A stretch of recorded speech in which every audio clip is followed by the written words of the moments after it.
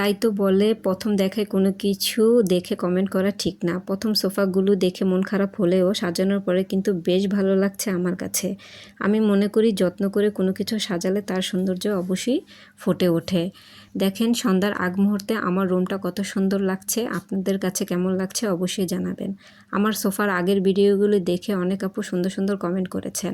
আর কিছু আপু জানতে চেয়েছেন আমি এইগুলো কোথা থেকে নিয়েছি আর সোফার প্রাইস কত পড়েছে।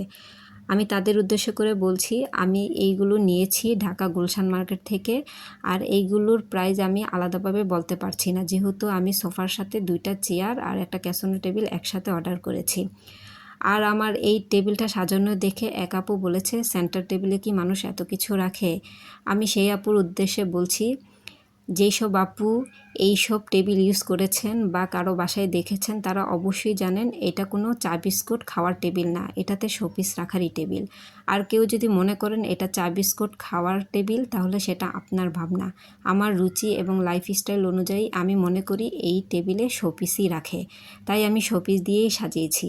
আমার এই শোপিস সাজানো দেখে অনেক আপু বলেছে এই শোপিসগুলো কোথা থেকে নিয়েছি, তাই ওই আপুদের বলছি এগুলো আমি বিভিন্ন জায়গা থেকে কালেক্ট করেছি। বিশেষ করে ক্যান্ডেল হোল্ডারগুলো আমি আড়ং থেকে নিয়েছি, আর ট্রেগুলো আমি নিয়েছি ঢাকা নিউ মার্কেট থেকে। আর এই ফুল আর বাস্কেটটা আমি নিয়েছি গাজীপুরের একটা শোপিসের দোকান থেকে।